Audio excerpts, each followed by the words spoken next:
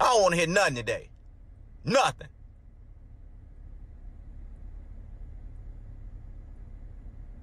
Motherfucking Father's Day. Suck it.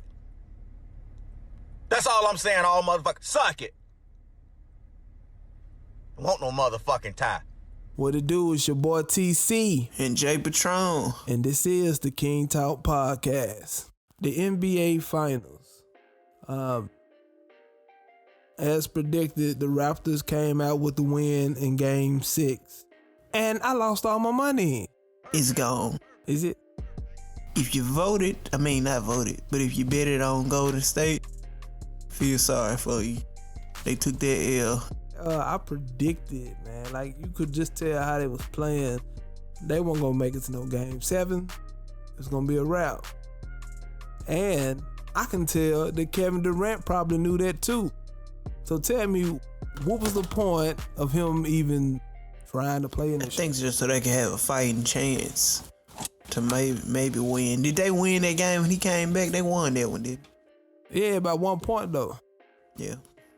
But I'm saying, what's the point of him coming back, fucking up his whole fucking season for 11 minutes to win a game and lose the next game and they got eliminated? I mean, I could see if it was Game 7 and they needed that extra push. Even then, if I put him in a game, I probably would have, played him a little bit in the first quarter. He would have set out that whole second quarter. And I would say, you feeling good? I would have played this shit by ear. Ain't no way I would have played him like that. Yeah, they don't give a fuck. They just trying to get that win in at any cost. But when you think about it, that's the Golden State machine. That's what they do. They never been really known for no defense. They just shooters. And when they had to actually play some defense and actually get down in the trenches, them motherfuckers broke down. All the wheels fell off the motherfucker. Right. It's crazy, but it's like shit. Shout out to Toronto though. They pulled it on through. I'm here with Fun Guy. What's tomorrow? Fun Guy, what's up, baby? What it do, baby? Yeah, you already know. This is yeah. So, what does it mean to be a team player? I mean, you hear this shit all the time when you're on your job. A lot of times they want you to, quote unquote, be a team player. That's basically some fuck shit meaning when somebody else tired, you do their fucking work. So I ain't no team player because I ain't doing nobody else shit while they sit on their ass. What they say, pick up the slack. Yeah, pick up the slack. But I mean, in some cases, being a team player can be cool, but sometimes, it's a thin line between team player and then to just straight up getting manipulated. I think in a lot of situations, motherfuckers end up getting manipulated because for the simple fact that they people pleasers. They want motherfuckers to be happy and all this shit. Me personally, I never cared too much about necessarily quote unquote pleasing other people, especially when it comes to a job. I feel like if you hire me on the job, I can't let do the job and go home. Goddamn it, shit, team playing ain't that just never been me. I'm gonna do my part, do as much I can do as far as my part, but I don't mean ain't no wrong with helping people. Yeah. It just depends on the situation. Like I said, it's a thin line. Cause it's like if everybody get tired when I'm tired, I'm gonna keep going. So what's wrong with you keep going when you tired? That's why I said, if you be a team player, you can help out, but you just got to be getting the same shit in return. Ain't no sense in I'm the only team player in this motherfucker, and everybody else out for theyself and shit. You know what I'm saying? So that's just have to watch out for this shit because it'd be a lot of favoritism going on. Motherfuckers like who they like and oh yeah, that's cool, don't worry about it because I know so-and-so gonna pick it up. It's all good. I ain't trying to be so-and-so. I swear. Yeah, it be the nigga getting walked over. Yeah. Feeling like, oh, my day gonna come. No, sir. You'll forever be that motherfucker if you let motherfuckers use you. You got to boss up. You got to speak up for yourself. Closed mouth, do not get fed. You know what I'm talking about? But yeah, and speaking of team players, like I said, you know, going back to the finals or whatever, do you feel like Kevin Durant was being a team player? Yeah, I think he just wanted to help support his team because they was losing. But see, So he wanted to help him out. you know, I get that. That's cool. Want to help your team because anybody, like, yeah, if you fuck with your team, of course you want to help them, you know, make it or whatever. But see, a lot of times, motherfuckers know that's who you is as a person. And you know what I'm saying? And then they'll go use that against you. That's, oh yeah, I know you care. I know that'll bother you. And you know, if you not participating and doing all this, you know what I'm saying? So motherfuckers will get to talking to you in your ear, not even considering, you know, the situation that it's gonna put you in. Yeah, they should have been like, nah, KD, we got it. Yeah, cause see, We gonna take care of it. That's what a real. I don't even feel like they deserve to be called the Warriors.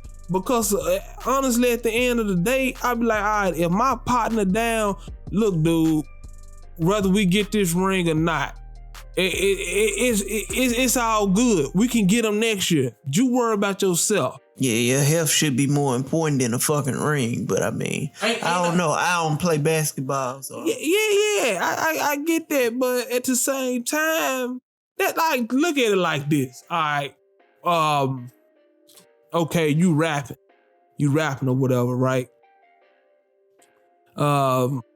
Say one of your partners, now I'm talking about, they part of the song, they killed that motherfucker. Like, all y'all bumped it, but your partner killed that shit, right?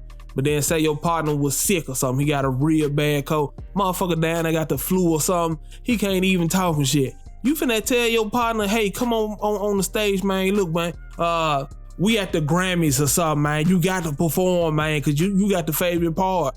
How we gonna perform without you? Nigga, you sick. I don't want your sick ass on this goddamn. Same thing with the basketball. Nigga, you injured, man. the nigga looked well though. He was like Man, look, jump roping and everything and shit like a That's- motherfucker man, in look. practice. Look. With that shit, you never can tell, man. Like, it just like when you cooking on the goddamn grill. That motherfucker look good on the outside. You cut that bitch open and shit. Hey, Shit ain't done. It ain't done, goddamn. You gotta let this shit cook, goddamn, before you get out there. The same thing with the goddamn basketball, man. I just feel like he got manipulated. They sold him that team player shit, and that shit backfired. Now they ass definitely not going to no motherfucking Playoffs. shit. That's what I'm saying. I said they ain't gonna go to the final. They probably don't even make it to the damn playoff shit. Cause them boys, I ain't gonna say they not garbage, but they mediocre. Without certain players, they And then it's mediocre. like a whole lot of other good teams. That's what I'm like saying. a motherfucker. Man, shit. Them Trailblazers is gonna bust their ass next year. Watch what I tell you. Trailblazers gonna bust their ass next year. Without a doubt. You know, parenthood has basically allowed me to consider the consequences for any of my actions. I mean, you know, before parenthood, I pretty much made decisions with no concern. You know, didn't really too much care about who it affected, because at the end of the day, I will be the primary recipient of my actions. But man, when you become a father, it's different. It's like your mind goes from, you know, focusing on me, you know, what am I gonna do today? What am I gonna wear? What am I gonna eat? You know, to feeding a little person, preparing milk, grooming, changing diapers, providing them, you know, with financial substance and resources. You know what I'm saying? Basically caring for somebody other than yourself. You know, and you know, and of course, you know, when you're in a relationship, of course you learn how to you know, be considerate and accommodating, you know, but that parental love and bond that comes with raising children, you know, it's different. You know, so with that, I would say, you know, to the dads who are not in your kids' life by choice, you missing out. You missing out, man. The kids, they grow up fast, you know, and as a man, you know, the joy of raising your kids is unmatched. So if you got the opportunity to make it right, shit, boss up. Because it's, you know, it's not the children's responsibility to nurture a relationship with you. That's your responsibility. You know, keeping it 100.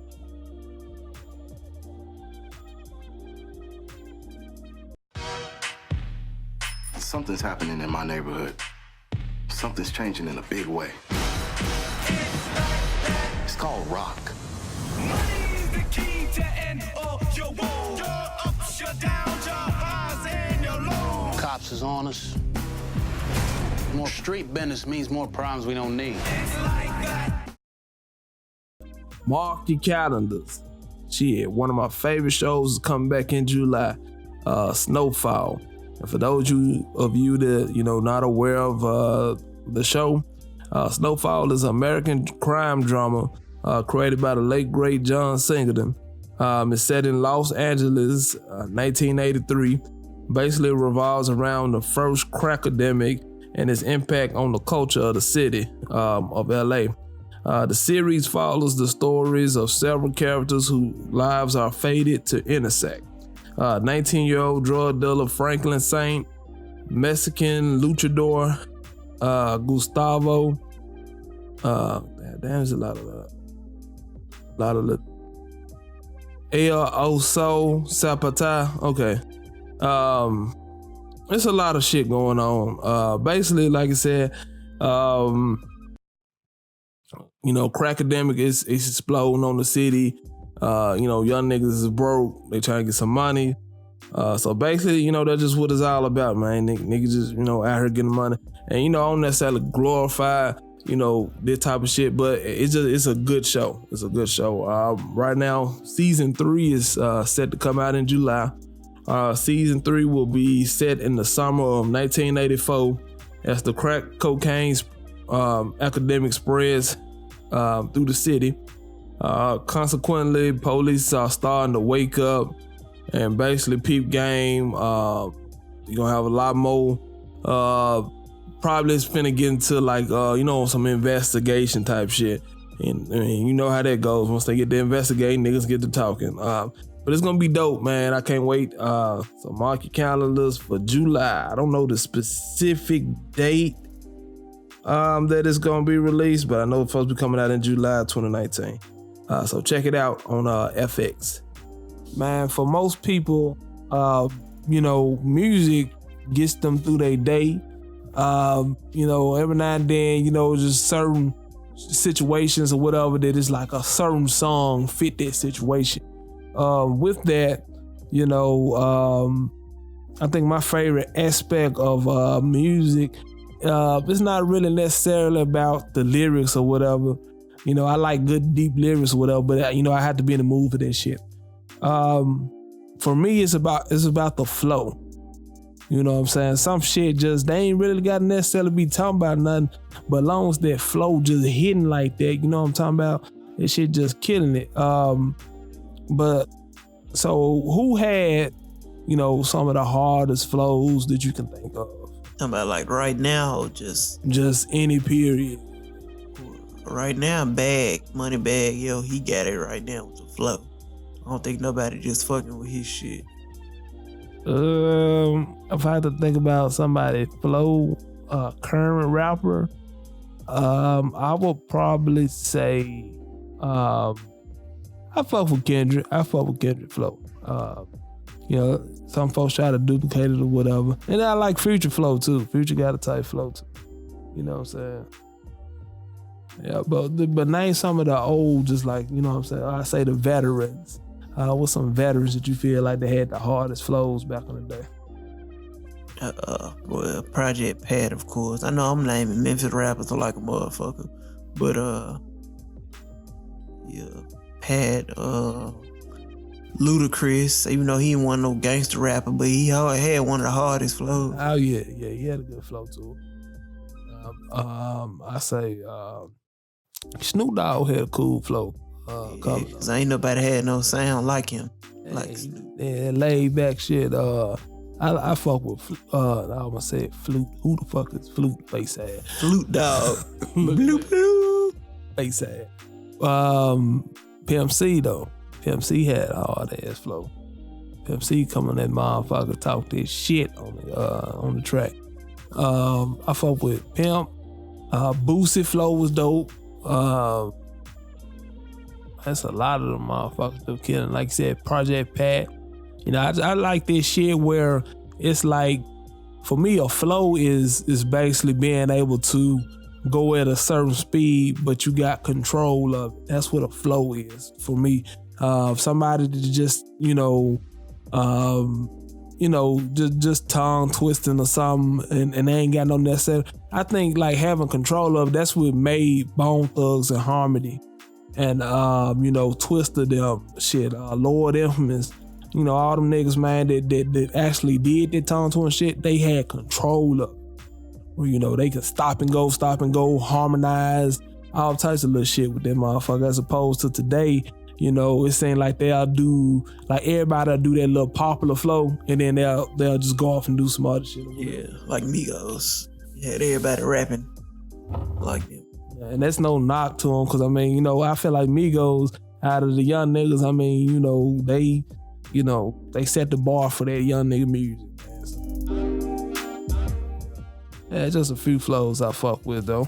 So one of my partners, he was talking about this week about, last week, talking about trauma and how it affects people's mind. A lot of people basically are unaware of how certain things they do are continuing the cycles of trauma.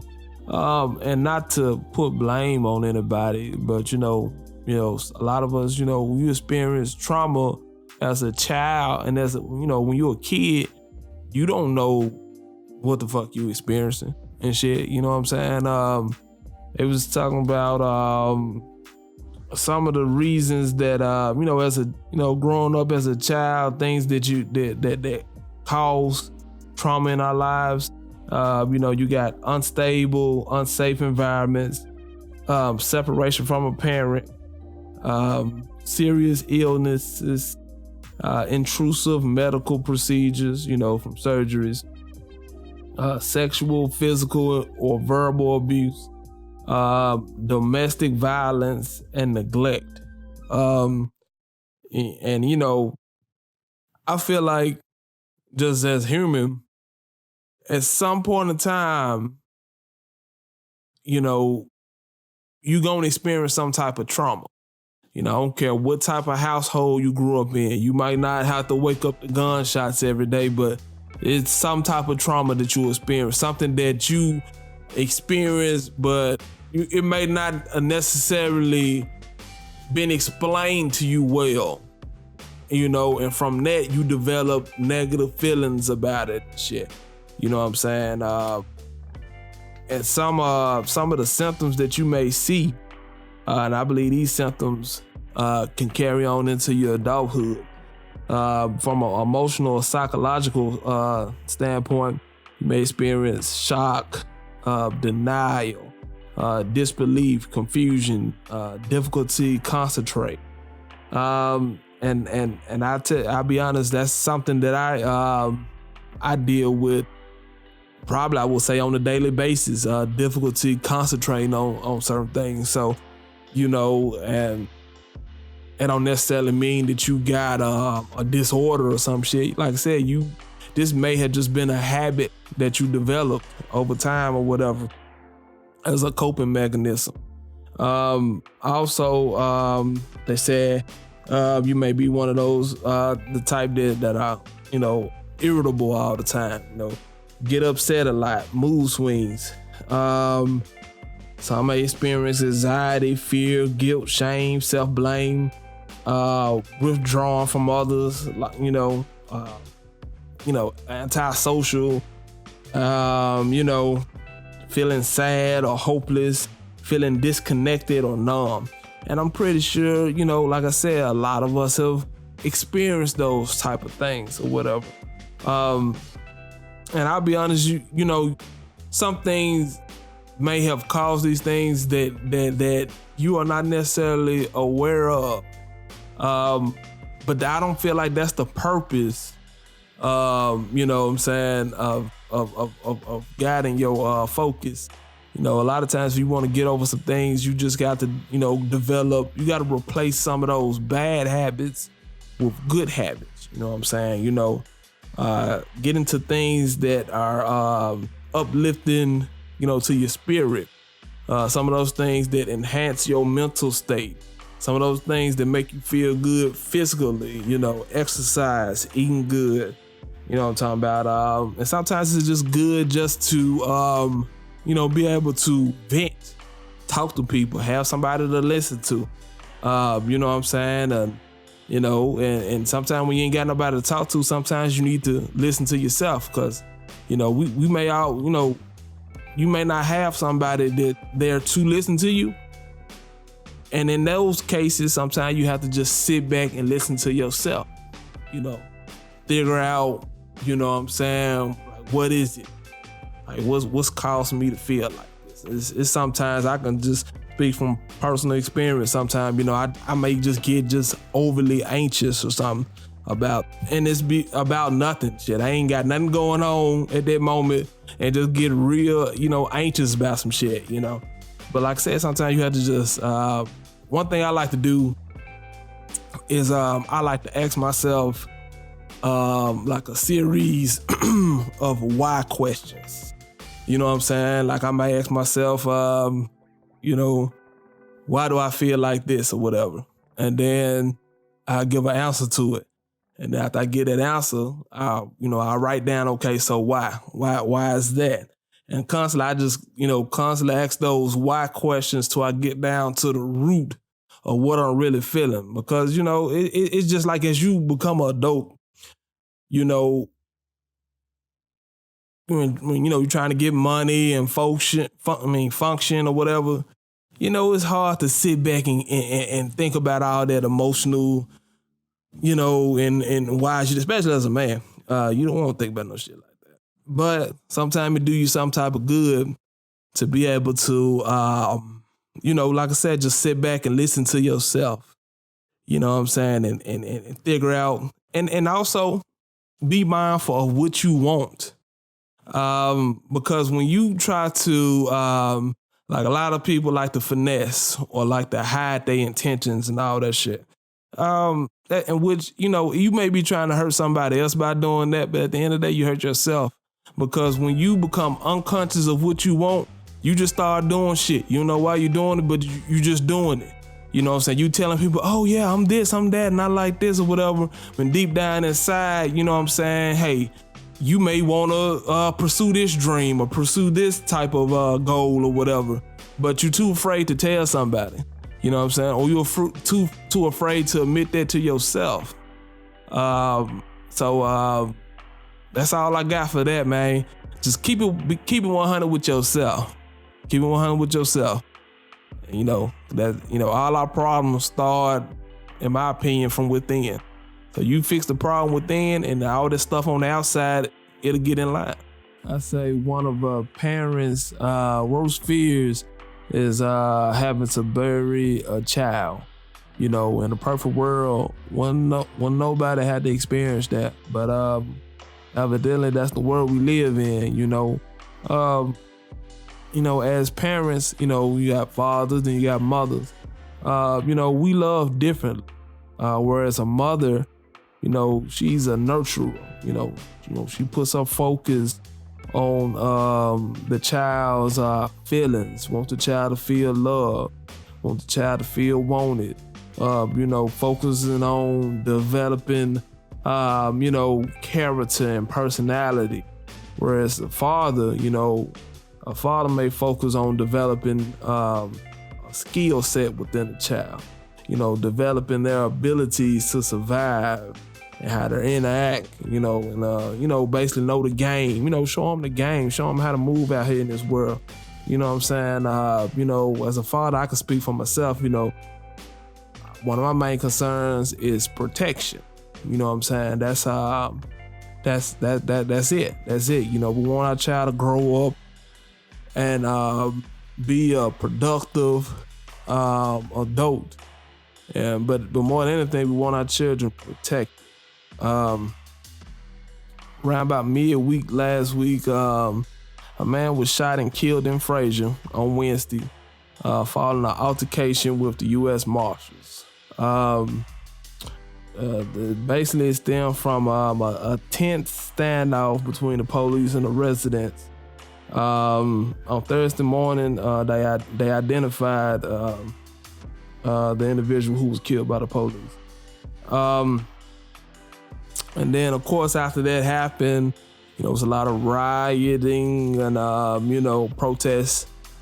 Because it's basically at the end of the day, you know, the climate that we live in, regardless of the circumstance, when you see a cop kill a black man, it's not gonna sit right. It's not gonna sit right with you. Whether you know what was about or not, it don't matter. You know, when you find out that a black man is killed by a cop, it makes you feel some type of way as a black person. You know, that's straight up. After the individual, after they killed him or whatever, I started to see these debates come up in the news. Whereas you had one group of people painting the guy in a negative light.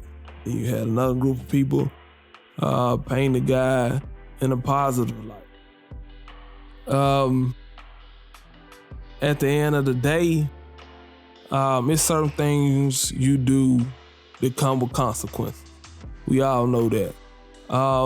Before it's assassinating somebody's character or none of that really matters. Sometimes I think, how I feel about the media. I think the media care more about public opinion than necessarily giving the public information, sustainable information. It's more so as, let me convince y'all to look at this like this, And I always felt some type of way about that. But anyway, regardless of what this young man did, and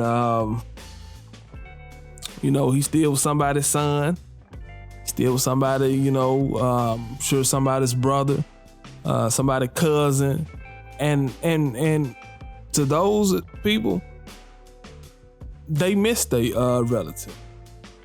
So I think the media should be mindful of that. I mean, the man long gone now. He can't speak for himself, can't go to court, defend himself or nothing like that. He gone. So why are you trying to assassinate somebody's character? Be mindful that this person was somebody's child, somebody that was loved. So two parents have to, bury their child, and it's unfortunate. It's very unfortunate. I think we just have to start caring. We have to start putting ourselves in the situation of the family members. I think that's the most overlooked thing when it comes to when things like this happen. We don't think about the family, you know what I'm saying? And it's like this, say if I got a cousin that done did some shit, shit end up breaking bad and he end up losing his life or whatever. If that was my cousin, especially if that was my cousin, that was my nigga, like, I that's my guy. I'm gonna feel some type of way, man. So all I'm just saying is this, and I'm gonna wrap it up. Be considerate of the family in this time of loss. Be considerate of the family. Because when y'all get through talking about the shit, they still going through it. They still got the, explain, because I believe the guy he had a child born that week. So they got the, when that child come of age, they got to explain to that child, you know, why their father is no longer here and whatever, you know what I'm saying? So like that's all I'm saying, you know, hey, be mindful of people, man, for real. But yeah, that's the show for today, episode 11, King Talk Podcast. Make sure you follow us on YouTube, subscribe for new updates on episodes. Also look us up on Instagram and Twitter. Till next time, it's your boy TC, and this is the King Talk Podcast.